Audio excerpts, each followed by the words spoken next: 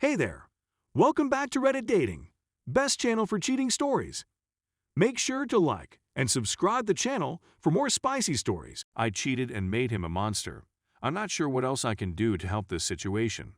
My husband, 27M, discovered me, 25F, in the midst of a 7-month affair with a coworker 2 months ago.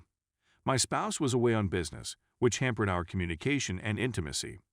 At the same time, I was starting a new career in a new place, and this guy struck me as incredibly compatible and magnetic. It was simple to talk to him, and the conversation quickly devolved into an emotional affair, which became physical. It felt like destiny at the time, but in retrospect, it was nothing more than a routine affair. It's the worst blunder I've ever made in my life. I deeply regret it, and I can't believe I could have been so foolish and inconsiderate to someone I care about. I've shut off all contact and given my spouse access to all of my phone records, emails, and online accounts.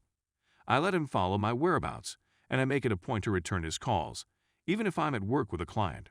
We've been going to couples counseling on a weekly basis, and we're reading a book together, not just friends, and despite a few hiccups, we've been getting along very well for the last 2-3 weeks.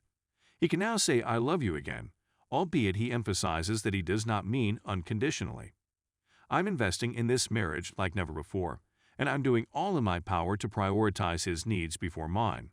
I go out of my way to for him, buy him snacks he like, keep the place clean, dress up for him when we go out, and satisfy him in bed. I routinely ask him how he is feeling, if he has anything he wants to talk about, or if he has any questions that I can help him answer. He used to worry over the details, but I've learned that if I take the initiative to check in with him, he responds better because he knows I'm not just trying to push things under the rug. I know I'm the source of all the misery I've caused him, yet I'm also the one he wants to help him heal.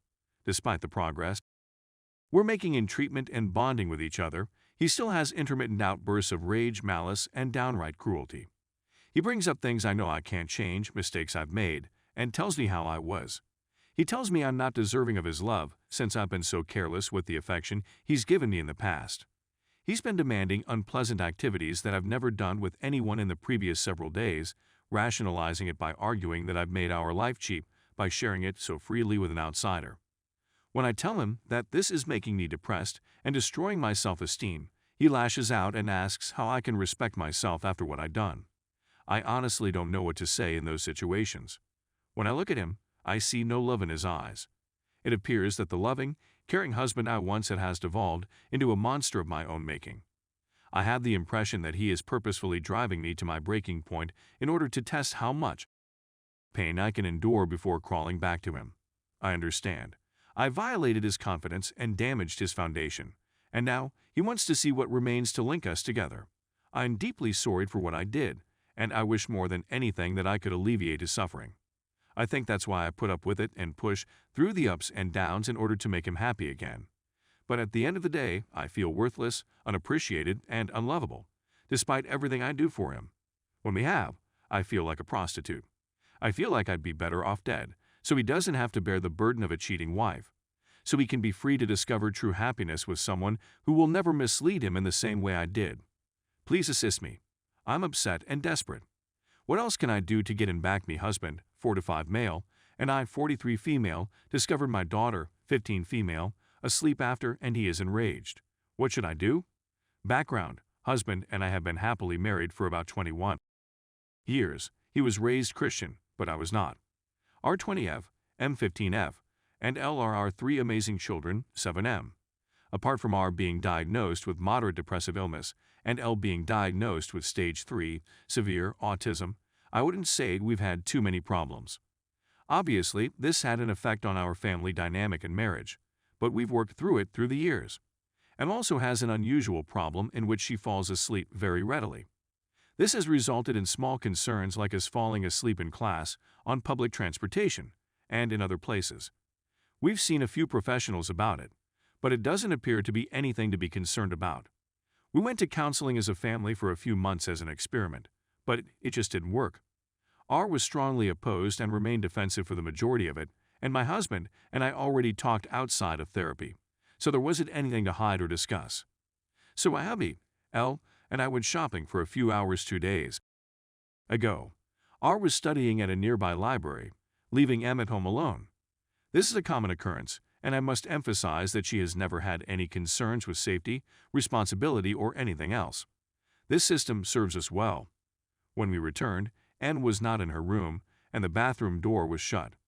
After a few minutes of knocking and calling, I became agitated and exclaimed, "We're coming in, M." In my view, she could have hit her head and become unconscious or worse. My husband then opened the door to find M fast sleeping in the shower, phone in hand, no pants on. Her place was angled close to the faucet and wet, indicating that something had transpired. I walked in to make sure she was okay, breathing and so on. After all, she could have just been practicing proper vaginal hygiene. I decided to leave her there and grabbed her phone to plug it in, but it was already turned on. A video was halted on the screen. This really caught me off guard, as did my husband, who had witnessed everything. He walked past me and slapped her across the face with this strange grimace on her face. I screamed and shoved him away from her, but M woke up and began crying. I felt terrible, so I dragged him out of the room and left her there to gather her thoughts, but I had a feeling it was too late. My husband is now furious with M. I've never seen him like this before. He's upset over a couple things that I don't understand. He regards it as a sin and is disgusted that she committed it. She must have learned it from someone. He's certain she had, or had had, a boyfriend or multiple. Who taught her this? He even implied that she was communicating with older males online who had groomed her into it. The bathtub. He's furious because she was in the bathtub, which we all use. I agree, but it's a little unsanitary for her to do it in our family bathtub while we're gone. This isn't a massive blunder on her part, but it's a little boring. The water bill, he's convinced M has done this before, and he's going nuts just thinking about how much water she's squandered. I understand, however, I believe that is a minor point. We discussed how is natural and that she has a right to her body, but he is still concerned about point 2. I think I've calmed him down, but he's still enraged by her actions, and I'm speechless. M, on the other hand, is a complete shambles. I've attempted multiple times to contact her, but she hasn't spoken to anyone since the incident. In the most recent case, I sat her down and basically told her, I love her 100%, and I don't really care what she does with her body as long as she is careful. She didn't say anything, but instead sobbed and returned to her room. My husband has taken her equipment, laptop, phone, multiple times to determine if she has any connections to boys or guys, I believe. Only Discord and Instagram are adequate, that we know of.